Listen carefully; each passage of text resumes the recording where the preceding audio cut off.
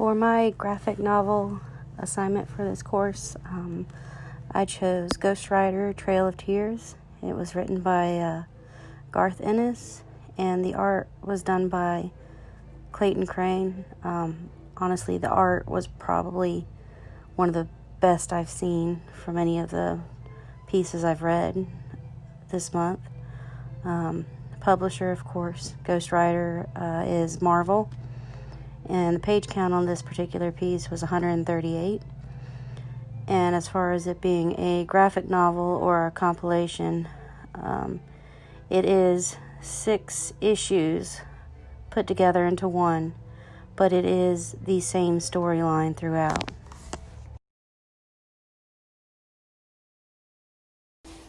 As far as the act structure goes for Ghostwriter, the page breakdown, from what I could gather, is Act 1 would be page 1 through about page 25. Act 2 would be about page 26 through page 112. And Act 3 would be page 113 through 138. The story arc in this piece follows Travis Parham. He was a Confederate soldier with the U.S. In the U.S. Civil War. He was wounded on the battlefield during a particularly gruesome battle, and he was rescued from the battlefield by a freed slave by the name of Caleb. Caleb had worked to buy his own freedom and had even purchased a farm. Caleb took Travis back to this farm, nursed him back to health, and the only payment he asked in return was for Travis to help him work the farm until his debt had been paid off. Travis decided to stay even longer after becoming friends with Caleb, and stayed for a total of 2 years with him, just helping him work his farm and trying to figure out his own life.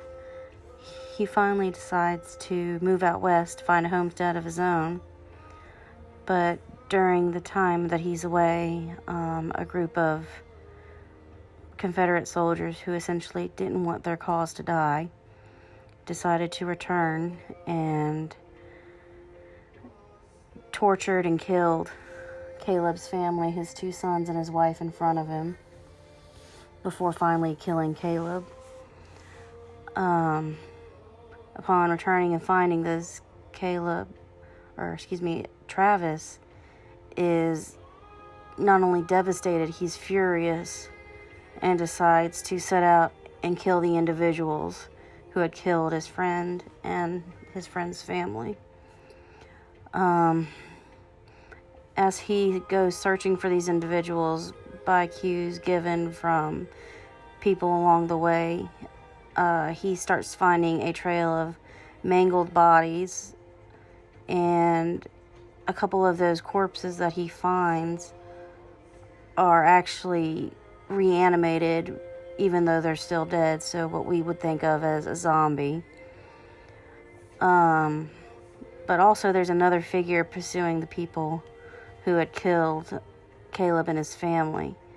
And it's what we would consider the physical manifestation of a Grim Reaper, a shadowy figure with a cloak and hood riding a dead, decaying horse. And as the trip goes on, this shadowy figure, along with Travis's help, whether it be knowingly or unknowingly, pick off the individuals who killed Caleb and his family one by one, killing each of them in gruesome ways. For example, one individual was drawn and quartered by the horses that they rode. Later on, the individuals, even though they're dead, they come back as specters I guess one could say, and start wreaking havoc looking for Travis because they associated his presence with this ghostly figure. This ghostly figure took up the mantle of a spirit of vengeance, which is what we all know, for those who watch Ghost Rider, is essentially what the Ghost Rider is. It's not an angel, it's not a demon, it is a spirit of vengeance. And finally, when the band of criminals catch up with Travis, they wound him and try and take control over the specter that had been pursuing them and had killed them, only to be dragged into a hell-like plane and finally destroyed, as we usually see with the Ghost Riders franchise. As far as characters with a story arc, clearly Travis has a solid character arc. He doesn't change much throughout the piece, aside from his initial, I guess you could say, friendship phase with Caleb. But as he returns, he's become a harsher individual, with his sole mindset being for revenge for his friend. And there's also a very physical change in his appearance from the beginning of the piece to the end of the piece. At the beginning of the piece, he's a very young, strong, healthy individual. But by the end of the piece, after all that he's seen, all that he's done, all that he's been through, he resembles a very worn, tired old man, and he's also missing a limb from his confrontation with the bandits.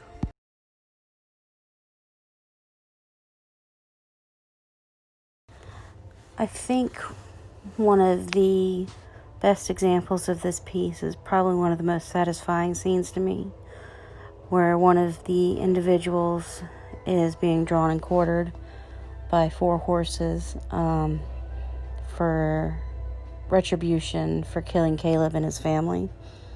To my understanding, this is a subject-to-subject transition, which first features the character laying out, spread eagle, chained to the horses, followed by a following scene where the horses begin to run.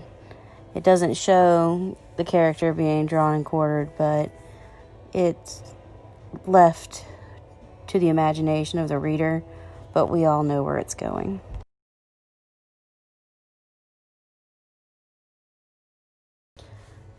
The directional flow of the story, I think, was very effective.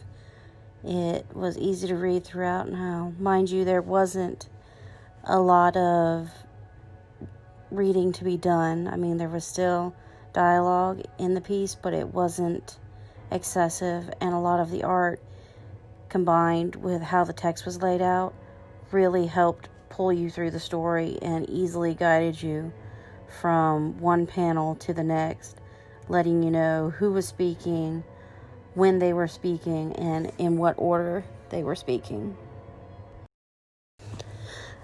Would I recommend this piece to classmates? I believe I would. The story was excellently done. It wasn't an easy story to read, mind you. It was a horror story, so if you don't like horror, you probably wouldn't like this piece. It can be rather gruesome. As far as would I recommend this to friends, also I think I would recommend it to friends. I don't know too many people who enjoy the Ghost Rider franchise as much as I do. Thank you, Nicolas Cage, for ruining Ghost Rider. But I really did like this piece and am considering reading more of the Ghost Rider comics, graphic novels, whatever the case may be, because of this piece.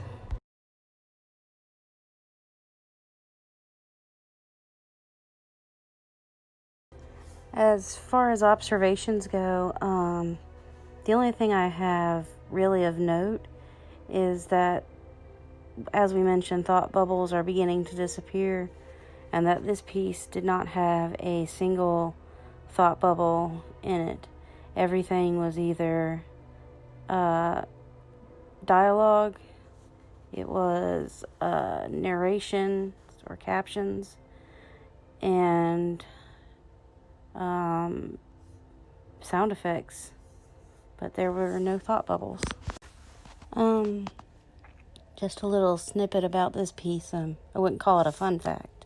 Just a fact about the piece is, despite it being called the Trail of Tears, which many of us would associate with the movement or the forceful removal of Native Americans from east further west, was really only mentioned once during the piece, with one of the individuals that was brought back to life being a Native American woman who had been killed. But as far as the Trail of Tears, it really didn't make a reference to the movement of the Native Americans other than 1 or 2 pages.